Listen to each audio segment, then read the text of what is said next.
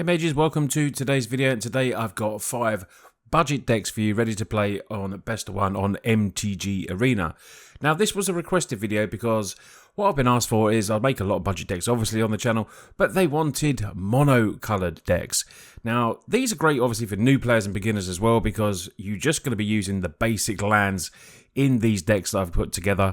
And when you're looking at some of the other 2-colour, 3-colour decks and you still want them to be competitive like these ones are, you're using up to 25, 20 rares just for the lands alone. So I think the maximum rares in these decks is 12, going down to 10 and below on that, which is super budget for standard. They're going to have a look at these decks and then you can hopefully choose which one you want to play. What's your favourite colour? Let me know down below which one, after seeing all the decks and I talk about how they play and everything like that, which one you're going to play. But let's get on to looking at today's decks. So we're starting off with one of my favourites, which is a mono black. Obviously, like I said, this just has the 24 swamps. No worry about any rare lands in this. We do have some mythics in this and other stuff as well, but the majority of this is commons and uncommons. By adding these, these rares in it, it does make it more competitive. We can go super budget on the channel like we do sometimes, which is 5 rares and under, and even 0 rares. So if that's what you like, check out some other videos after this. But, we're adding in some power in this. And this is a Reanimator mono black deck. So what mono black does really well is reanimate creatures.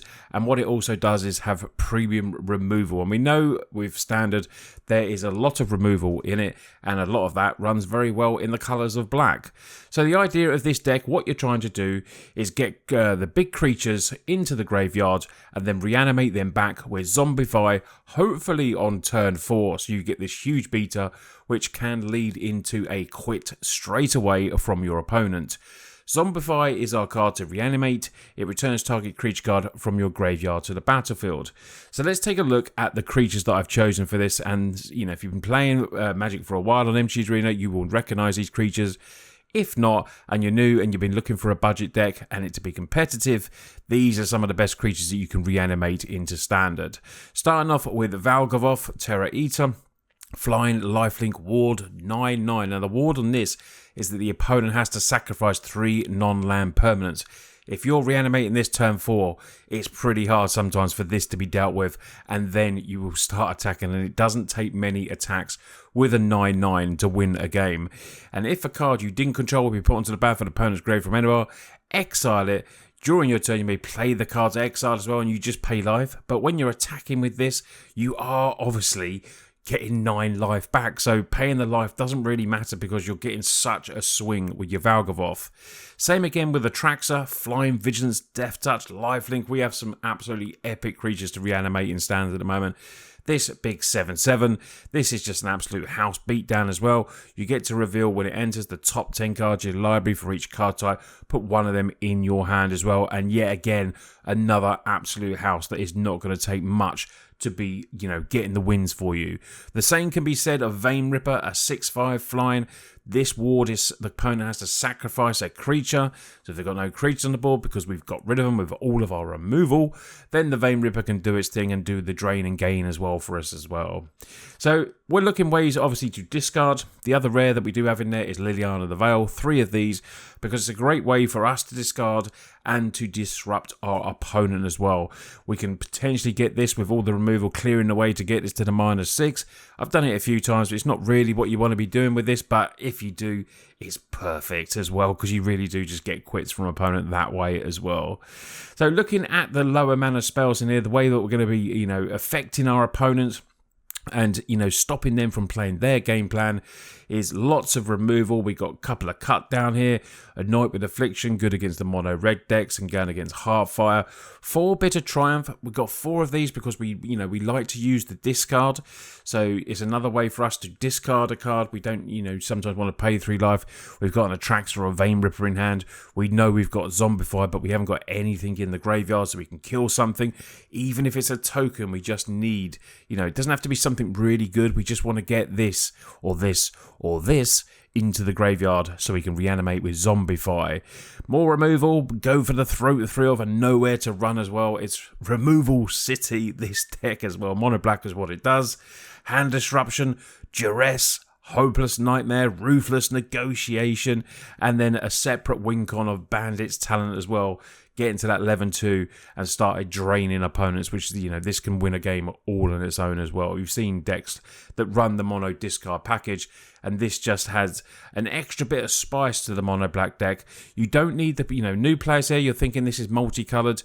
We're not looking to play this for its actual casting cost. The only way we are looking to play this is for Zombify. So this is mono black, but we can use this just to reanimate as well. It's a really cool deck and certainly get some wins. You can get some really cool turn 4 quick wins with this where you get automatic quits. This is mono black, but let's get on to the next deck. Now we have mono red haste. Now this is obviously a bit different to the normal types of mono red decks. I wanted to do something a little bit different and not just go mouse, mice, mice, mouse and just keep doing that. So this adds in a little bit different. This is all about haste and all about creatures. 30 creatures in total. 8 instant speed spells, a CMC of 2.1, so we're going 22 lands here, and all of them are mountains, of course. So, idea of this deck, plain and simple, get creatures down, turn them sideways, and just keep attacking. This is a very good budget, beginner-friendly deck, this one. And it can get some surprising, it does get some very good wins. It can literally just take over the game instantly with all your creatures that are coming down and just attacking. Clockwork Percussionist. I use Fanatical Firebrand just sometimes to get a blocker out the way, get this turn 1, turn 2.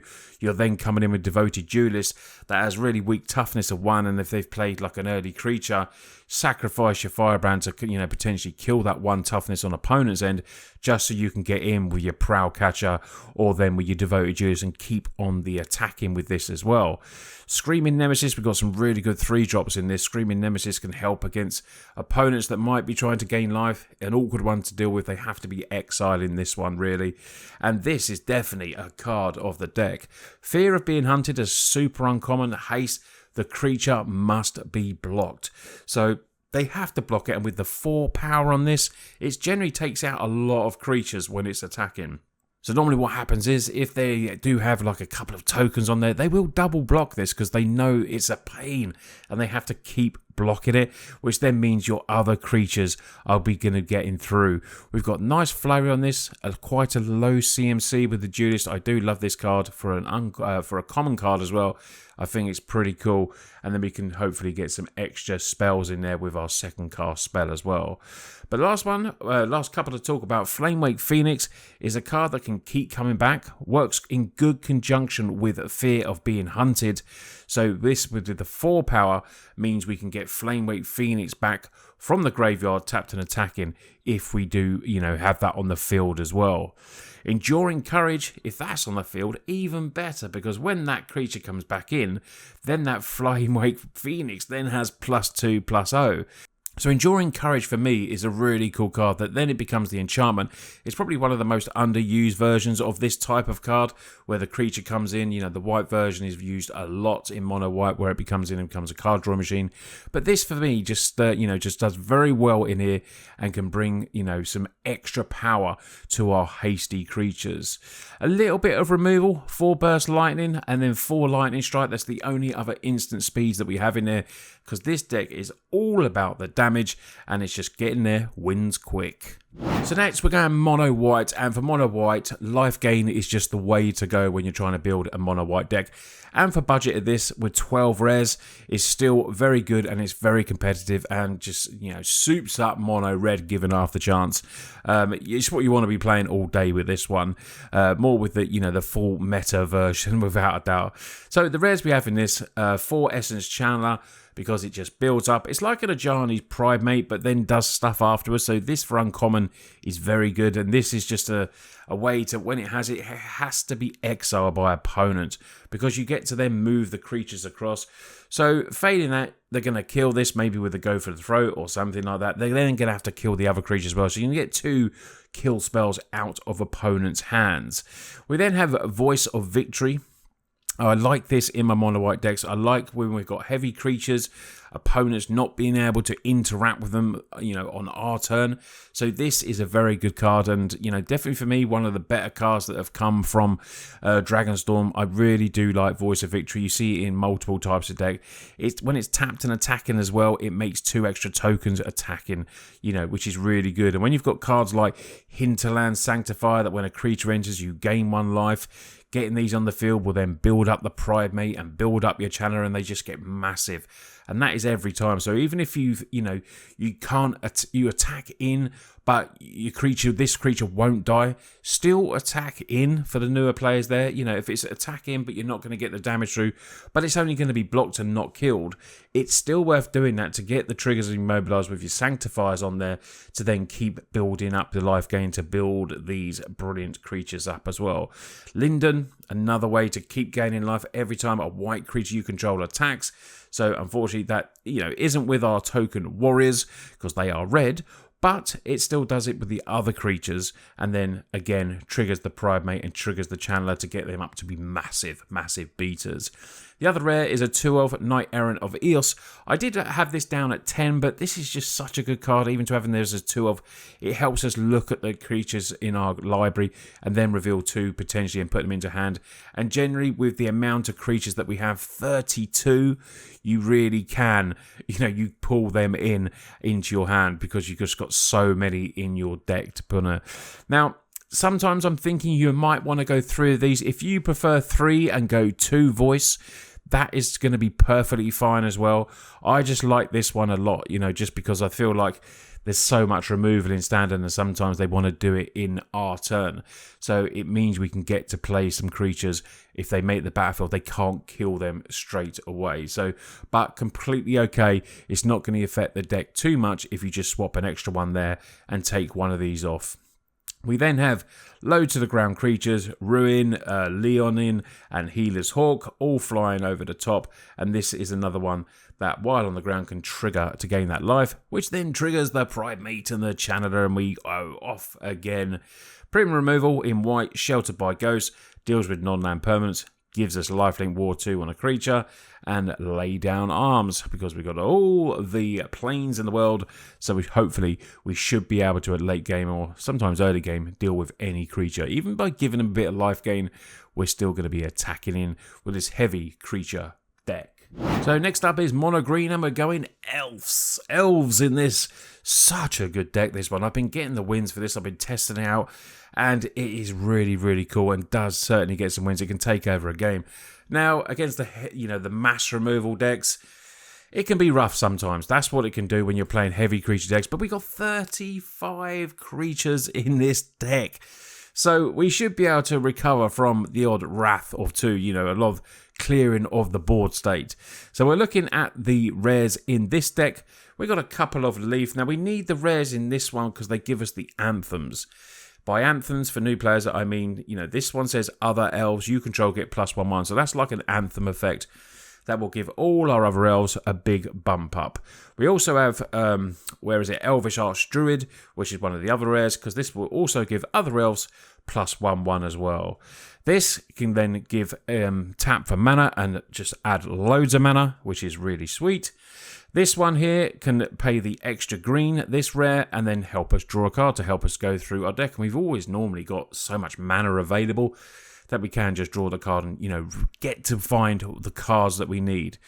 Now, the cards we need to find are either Fierce Empath in this. This will come in. Then we can search for the creature card with 6 mana or greater. And what we are searching for is the big behemoth, Crater Hoof Behemoth. This comes in. Creature you control gain trample and get +X/+X. We chuck this in there, and then all our mass load of creatures that we've been building up get a huge amount of trample and a huge amount of power and toughness, and we attack in for the win.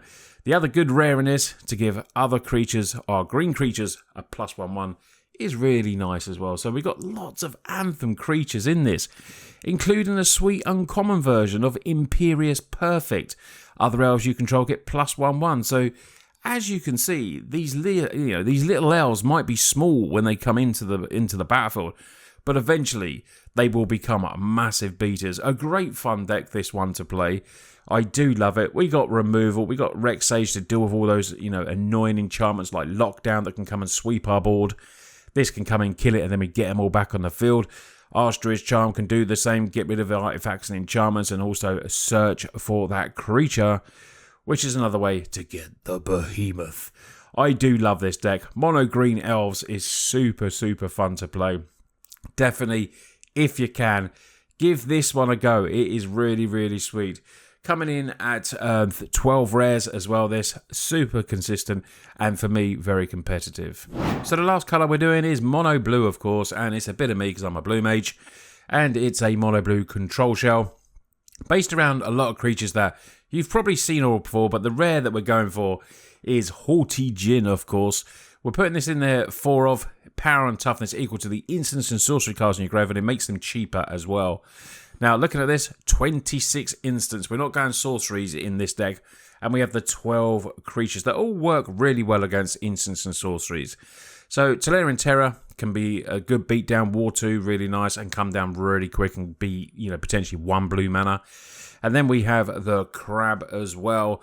1 less to cast for each instant sorcery card. Flashes in, tap 2 target creatures down, which is a nice way to slow your opponent down as well. The other rares that we are running in this deck is 3 steps ahead. So this is, super, super budget this. We got 3 of these in there. Counter target spell, create a token for +3 of the mana. And then we have the draw cards as well. But I find this really good. And we also run the budget version, type of that card with the plus spree mechanic. We have Phantom Interference, but, this one is really, really, really good for me. So, as you're looking at this deck, it literally just has 7 rares. And if you want to up another rare, just chuck another 3 steps ahead in for this. It won't do the deck no harm as well. Now, a card that I find has been really sweet has been Aetherize. Looking at the types of decks that I've already brewed, as you've seen earlier, there's lots of heavy creature decks out there. Aetherize just returns them all to the hand. Blue is all about slowing down your opponent, and this is what this deck wants to do. We don't have the hard removal like black or exile like white. We're looking to, bounce, counter, return, and stuff like that. So you've got bounce off that can return. We're looking at other cards like, Dispersal. Can return a target attacking creature, and the spell costs 2 less if it targets that attacking creature. You can also return target creature to his own hand and surveil too, so if you want to, maybe protect your Haughty Djinn and return that to your own hand, is definitely a good thing to do as well. Excuse me, my voice today.